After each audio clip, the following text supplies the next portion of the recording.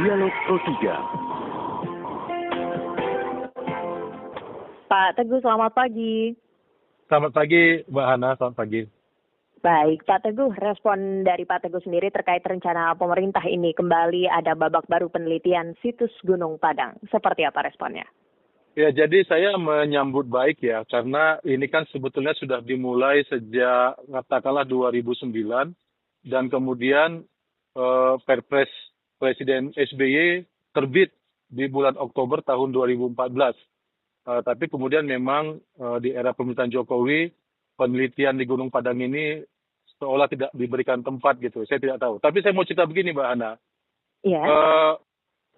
Penelitian di Gunung Padang ini kan tadinya diinisiasi oleh teman-teman yang ketika itu bertugas mendampingi Presiden SBY di kantor staf khusus Presiden bidang bantuan sosial dan bencana.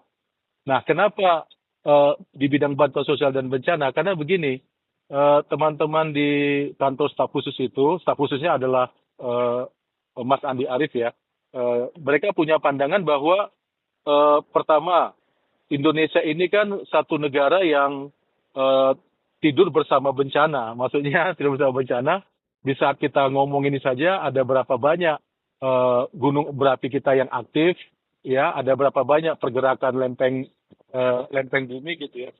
Maka disebut kita tidur bersama bencana. Apalagi faktanya kita memang berada di atas ring of fire. Nah, karena menyadari kondisi geografis kita yang seperti itulah, maka kemudian kantor staf khusus bidang bantuan sosial dan bencana ini memberikan perhatian terhadap kemungkinan terjadinya bencana di masa depan. Karena menurut para geolog bahwa bencana ini memiliki pola berulang begitu ya. Nah, dalam rangka memitigasi atau mengurangi korban bencana, maka diperlukan pemetaan lokasi-lokasi kebencanaan yang itu potensial.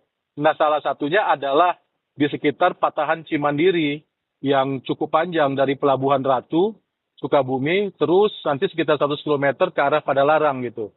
Nah, dilakukanlah pemetaan geolistrik, georadar di situ, dan ditemukanlah kemudian citranya yang memperlihatkan ada satu katakanlah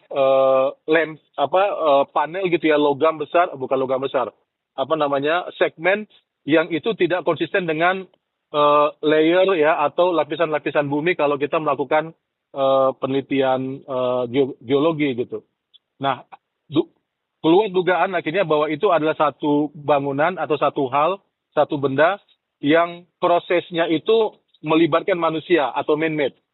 Nah, jadi sebetulnya penelitian Gunung Padang ini memang berawal dari tadi kebutuhan untuk memiliki peta kebencanaan dalam rangka memitigasi korban bencana, sehingga proses evakuasi, proses dropping bantuan kalau terjadi kebencanaan itu bisa lebih mudah. Kira-kira begitu. Nah, saya diajak oleh kantor staf khusus Presiden bidang bantuan sosial dan bencana untuk terlibat dalam membantu di sisi komunikasi publik. Karena seingat saya ketika kantor staf khusus Presiden melakukan penelitian di Gunung Padang ini, ada banyak dugaan, ada banyak pertanyaan, ada banyak ada banyaklah orang yang meragukan itikadnya. Ada yang bilang klinik, ada yang bilang cari harta karun gitu ya.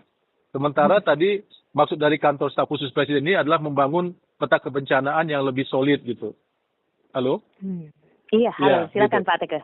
Nah, jadi mereka sangat serius dan saya terlibat, kami membantu komunikasi publiknya sehingga akhirnya publik mendapatkan gambaran bahwa ini adalah kegiatan akademik, kegiatan ilmiah dengan tujuan-tujuan tadi itu. Nah, tapi memang tadi saya sudah katakan di tahun 2014 bulan Oktober alas hukumnya terbit, tetapi kemudian di pemerintahan selanjutnya di era Presiden Jokowi penelitian ini tidak dilanjutkan ya. Nah, setelah 10 tahun sekarang Presiden Prabowo memberi ruang lagi bagi penelitian ini agar dituntaskan. Saya pikir ini hal yang tentu harus kita sambut dengan baik karena niatnya bukan cuma sekedar menguak misteri Gunung Padang, tetapi lebih jauh dari itu tadi, ya, aspek kebencanaan, aspek geografi. Iya, begitu. Baik. Lalu kalau untuk dikaitkan dengan pengamatan yang pernah Pak Teguh ketahui ya, apa ini yang menjadi kendala, Pak? Apakah di medannya sendiri begitu, di situsnya sendiri atau bagaimana? Enggak, kalau di medannya itu sudah sampai coring, sudah sampai pengeboran ke kedalaman tertentu ya. Sudah 10 tahun saya sudah agak lupa, tapi itu dalam banget, udah belasan barangkali sudah sampai ke dalaman lebih dari 25 meter ke bawah dan apa namanya lapisannya juga sudah diuji carbon dating ya, sudah diuji usia jaringan itu, usia bangunan itu, keterlibatan manusia di situ, dan angkanya memang fantastis ya, angka laboratorium dari uji carbon dating itu angkanya fantastis, itu bisa 25.000 tahun gitu ya, sudah ada aktivitas manusia di situ dalam menyusun batu-batu andesit itu sehingga dia terlihat menjadi satu bangunan gitu yang memiliki peruntukan khusus pada masanya gitu. Jadi saya juga ingat dan kami dalam rangka membantu komunikasi publik ini kita sempat juga menerbitkan buku geolog kita Dr. Dani Hilman, judulnya Pelatu Tidak Bohong gitu ya. Judulnya Pelatu Tidak Bohong, memang agak menarik judulnya. Tetapi sebetulnya buku itu hendak menjelaskan bahwa tadi bencana itu memiliki pola berulang ya, dan pola berulang ini bisa dikenali dari temuan-temuan arkeolog, temuan-temuan geologi, lapisan bumi, benda-benda yang ditinggalkan dan seterusnya gitu ya. Makanya teman-teman arkeolog seperti Dr.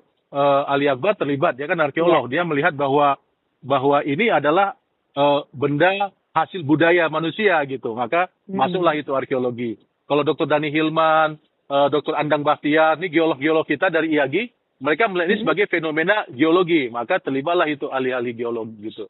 Nah, saya membantu dalam hal komunikasi publik sehingga masyarakat bisa memahami ini sebetulnya studi mengenai apa. Ini bukan klinik, ini bukan cari harta karun gitu ya, tetapi ini untuk membantu pemetaan kebencanaan.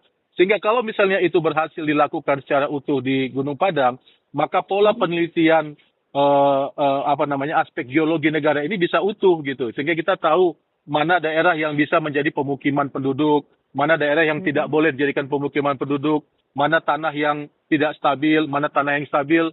Nah, itu kan kita masih tahu. Coba beberapa waktu lalu di Poso kan terjadi likuifaksi kan, bagaimana tanah bisa bergerak. Kenapa hal seperti itu terjadi? Karena ya barangkali tidak pernah dilakukan penelitian yang solid sebelumnya mengenai kelayakan satu wilayah dijadikan sebagai tempat tinggal. Nah, itu arti pentingnya menurut saya. Makanya kami ketika itu sangat bersemangat untuk membantu komunikasi publik penelitian Gunung Padang ini. Baik Pak Teguh. Juga semoga dengan adanya babak baru penelitian situs Gunung Padang ini terungkap ya Pak Teguh ya. Salah satunya tadi peta kebencanaan itu juga dapat terbangun. Begitu Pak Teguh ya. Harapannya begitu, seperti itu. Insya Allah baik. Begitu. Terima kasih Pak Teguh telah berbincang bersama Pro3 RRI. Pak Teguh, selamat pagi. Selamat pagi Mbak Hana. Salam sehat. Wartawan senior Teguh Santosa berbicara soal babak baru penelitian situs